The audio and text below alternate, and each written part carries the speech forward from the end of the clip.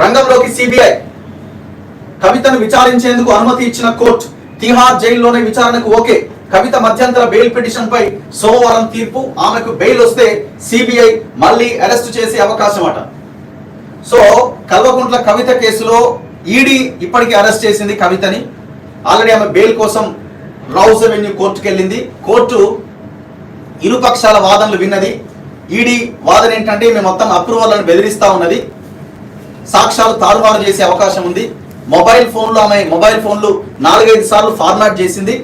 So ఈ నేపథ్యంలో నాకు బెయిల్ ఇవ్వడానికి వీల్లేదని ఈడీ వాదించింది. కవిత తరపున న్యాయవాదులు ఆమె కొడుకు ఎగ్జామ్స్ నడుస్తూ ఉన్నాయి, సో ఆమె కొడుకు ఇబ్బంది పడుతున్నాడు, తల్లి పక్కన ఉండాలని వీళ్ళు ఇట్లా ఆర్గ్యుమెంట్ చేసినారు. తీర్పు 8వ తేదీకి కోర్టు రిజర్వ్ చేసి పెట్టింది. ఒకవేళ ఈడీ ఆర్గ్యుమెంట్స్ కాదని, కవిత ఆర్గ్యుమెంట్స్ కరెక్టే అని కోర్టు బెయిల్ ఇచ్చిన 8వ తేదీన సిబిఐ అరెస్ట్ చేసే అవకాశాలు మళ్ళీ కనబడతా ఉన్నాయి. ఎందుకంటే ఇందులో ఈడీ ఏమో మనీ లాండరింగ్, మనీ ట్రాన్సాక్షన్ కి సంబంధించిన వ్యవహారాలు చూస్తూ ఉంటారు, సిబిఐ ఈ క్రిమినల్ ప్రొసీజర్ దీనికి సంబంధించిన వ్యవహారాలు చూస్తూ ఉంటారు. సో అందుకే సిబిఐ మళ్ళీ ఆమెను విచారించి అరెస్ట్ చేసే అవకాశం కూడా ఉండొచ్చు. సిబిఐ కేసులో మళ్ళీ బెయిల్కి వెళ్లాల్సి వస్తుంది ఒకవేళ అరెస్ట్ చేస్తే, సిబిఐ అరెస్ట్ చేస్తే. ఏం జరిగిందో ఒక్కసారి చూద్దాం. ఢిల్లీ మద్యం కుంభకోణం కేసులో అరెస్ట్ అయి తిహార్ జైల్లో ఉన్న బీఆర్ఎస్ ఎమ్మెల్సీ కల్వకుంట్ల కవితను జ్యుడిషియల్ కస్టడీలోనే విచారించేందుకు సిబిఐకి రౌజ్ అవెన్యూ కోర్టు అనుమతి ఇచ్చింది. కవిత మధ్యంతర బెయిల్ పిటిషన్ పై సోమవారం తీర్పు వెలువడబోతున్న నేపథ్యంలో ఈ పరిణామం ఆసక్తికరంగా మారింది. ఢిల్లీ మద్యం కుంభకోణం కేసులో కవితను అరెస్ట్ చేసిన ఈడీ మొత్తం 10 రోజుల పాటు తమ కస్టడీలోనే విచారించిన విషయం తెలిసిందే. అనంతరం ఆమెకు న్యాయస్థానం జ్యుడిషియల్ కస్టడీ విధించింది. ఈ కస్టడీ కూడా మంగళవారం ముగియబోతున్నది. కవిత మధ్యంతర బెయిల్ పిటిషన్ పైన సోమవారం కోర్టు తీర్పు రానున్నది. ఈ నేపథ్యంలోనే సిబిఐ తెరపైకి వచ్చింది. ఢిల్లీ మద్యం పాలసీ కేసులో కవితది కీలక పాత్ర అని, ఆమెను విచారిస్తే మరిన్ని విషయాలు వెలుగులోకి వచ్చే అవకాశం ఉందని, ఆమెను జ్యుడిషియల్ కస్టడీలోనే విచారించడానికి తమకు అనుమతి ఇవ్వాలని రౌజ్ అవెన్యూ కోర్టులో సిబిఐ శుక్రవారం పిటిషన్ దాఖలు చేసింది. కవితను గతంలోనే విచారించామని, కేసుకు సంబంధించిన ప్రాథమిక ఆధారాలు సేకరించామని, ఈ దశలో మరోసారి విచారిస్తే కీలక విషయాలు వెలుగులోకి వచ్చే అవకాశం ఉందని సిబిఐ తెలిపింది. దాంతో కవితను విచారించేందుకు అనుమతి ఇస్తున్నామని రౌజ్ అవెన్యూ కోర్టు ప్రత్యేక జడ్జి కావేరి బవేజా స్పష్టం చేశారు. కవితను జ్యుడిషియల్ కస్టడీలోనే ఇంటరాగేట్ చేయడానికి, ఆమె స్టేట్మెంట్ ను రికార్డ్ చేయడానికి అనుమతిస్తున్నట్టుగా పేర్కొన్నారు. అయితే తిహార్ జైలు అధికారులకు ఒక రోజు ముందే సమాచారం ఇవ్వాలని, విచారించే సమయంలో తప్పనిసరిగా మహిళా కానిస్టేబుల్ అందుబాటులో ఉండాలని, అన్ని నిబంధనలు పకడ్బందీగా పాటించాలని నిర్దేశించారు. ల్యాప్టాప్, స్టేషనరీ సామాగ్రి తీసుకెళ్లడానికి సిబిఐకి అనుమతి ఇచ్చారు. ఈ నేపథ్యంలో వచ్చే వారంలో కవితను సిబిఐ అధికారులు విచారించే అవకాశం ఉన్నట్టుగా తెలుస్తోంది. అయితే సోమవారం కవిత మధ్యంతర బెయిల్ పిటిషన్ పై తీర్పు రాబోతున్నది. బెయిల్ వస్తుందా లేదా, పిటిషన్ ను న్యాయస్థానం కొట్టేస్తుందా అనే దానిపై ఉత్కంఠ నెలకొంది. ఒకవేళ కవితకు బెయిల్ వస్తే సిబిఐ మళ్ళీ ఆమెను అరెస్టు చేసే అవకాశం ఉన్నట్టుగా తెలుస్తోంది. మళ్ళీ కోర్టులో రిమాండ్ చేసి సిబిఐ కస్టడీకి కోరే అవకాశం ఉన్నట్లు సమాచారం. బెయిల్ పిటిషన్ తిరస్కరిస్తే తిహార్ జైల్లోనే కవితను విచారిస్తారు. ఒకవేళ 8th రోజు నెక్స్ట్ వీక్ సిబిఐ విచారిస్తుంది. 8th అంటే ఎల్లుండి ఒకవేళ బెయిల్ వచ్చింది అనుకోండి, సిబిఐ ఎంటర్ అయి కవితను అరెస్ట్ చేసే అవకాశం ఉండొచ్చు. బెయిల్, ఎందుకంటే సిబిఐ చాలా యాక్టివ్ గా ఈ కేసులు తేల్చాలన్న దాంట్లో వాళ్ళు ఉన్నారు. ఆమెని ఎట్టి పరిస్థితుల్లో బయటకు ఇవ్వడానికి వీలైనట్టుగానే వ్యవహారాలు అయితే కనబడతా ఉన్నాయి. మరి బెయిల్ ఒకవేళ రాకపోతే యాజ్ యూజువల్ గా ఆమె జైల్లోనే ఉంటారు. సిబిఐ పిటిషన్ వేస్తుంది. కోర్టు తీర్పు ప్రకారంగా సిబిఐ కవితను ఇంటరాగేట్ చేస్తుంది. సో ఇట్లా అన్ని పేపర్లలో ఈ వార్త మనం ప్రధానంగా చూడొచ్చు. ఇక్కడ వీళ్ళు కవితను విచారించబోతున్న సిబిఐ పర్మిషన్ ఇచ్చిన స్పెషల్ కోర్టు వచ్చే వారం విచారించే ఛాన్స్.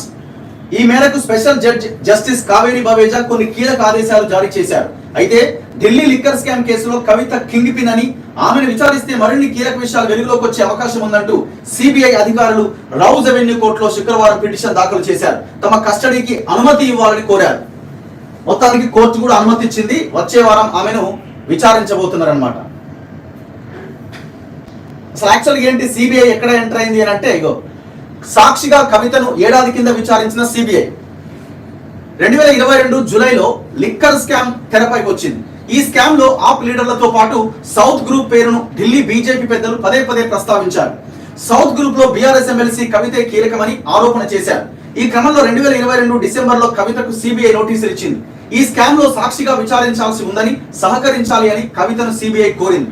హైదరాబాద్ లేదంటే ఢిల్లీలో విచారించాలని భావిస్తున్నట్టు ఆమెకు సిబిఐ మెయిల్ పంపింది. కవిత రిక్వెస్ట్ మేరకు డిసెంబర్ 11వ తేదీన హైదరాబాద్ లోని ఆమె ఇంట్లోనే దాదాపు 7 గంటల పాటు సిబిఐ విచారించింది. తర్వాత సిఆర్పిసి 91 కింద ఈ కేసుకు సంబంధించి ఏమైనా ఆధారాలు ఉంటే సమర్పించాలని కోరింది. సైలెంట్ గా దర్యాప్తు కొనసాగించిన సిబిఐ ఈ ఏడాది ఫిబ్రవరి 26వ తేదీన విచారణకు రావాలని కవితకు సమన్లు పంపింది. ఇదే కేసు విచారణపై సుప్రీంకోర్టులో తాను వేసిన పిటిషన్ పెండింగ్ లో ఉందని, విచారణకు రాలేను అని సిబిఐకి కవిత లేఖ రాశారు.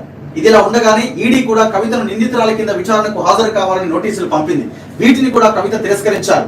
మార్చి 15వ తేదీన కవిత దాఖలు చేసిన పిటిషన్ సుప్రీంకోర్టు ముందు విచారణకు వచ్చిన రోజు మధ్యాహ్నమే హైదరాబాద్ లోని ఆమె నివాసంలో ఈడీ సోదాలు చేసి అరెస్ట్ చేసింది. 16వ తేదీన ఢిల్లీలోని రౌజ్ అవెన్యూ కోర్టులో ఆమెను హాజరుపరచగా ధర్మాసనం 2 దశల్లో మొత్తం 10 రోజుల కస్టడీ విధించింది. తర్వాత ఈడీ విజ్ఞప్తి మేరకు మార్చి 26వ తేదీన న్యాయస్థానం ఏప్రిల్ 9 దాకా జ్యుడిషియల్ రిమాండ్ విధిస్తూ ఉత్తర్వులు జారీ చేసింది. ప్రస్తుతం ఆమె తిహార్ జైల్లో ఉన్నారు. సో ఇప్పుడు పాయింట్ ఏంటి, ఈడీ కేసులో బెయిల్ వస్తే కవితను సిబిఐ అరెస్ట్ చేసే అవకాశం ఉంది అన్నది ప్రధానమైన ప్రశ్న, ప్రధానమైన పాయింట్. సో ఆమె ఎట్టి పరిస్థితుల్లో బయటికి రాకుండానే అన్ని జాగ్రత్తలు తీసుకుంటున్నట్టు కనబడుతోంది ఇన్వెస్టిగేటివ్ ఏజెన్సీస్. వాళ్ళు చెప్పేది ఏంటంటే ఈమె బయటికి పోతే కథనే మొత్తం ఆలనీలను బెదిరిస్తుందని డైరెక్ట్ గా కోర్టుకే చెప్పింది ఈడీ. ఈమె ఆల్రెడీ అప్రూవర్ని బెదిరించింది అని.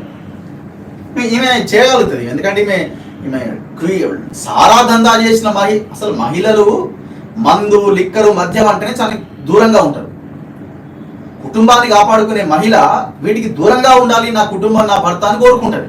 ఈమె అందరికి ఈ దందాన్ని వెలుగులోకి తీసుకొచ్చి ఈ సారా దందాకు పాల్పడింది. ఎట్లాంటి మహిళను అర్థం చేసుకోండి, ఎట్లాంటి మహిళను. మగవాళ్ళే ఈ దందా చేయడానికి అటు ఇటు ఆలోచిస్తే ఈమె ఈ దందా చేసిందంటే ఈమె ఎట్లాంటి మనిషి, ఏ తరహా మనిషి, ఏ లెక్కలో ఈమెను తీసుకోవాలనో మీరే ఆలోచించండి.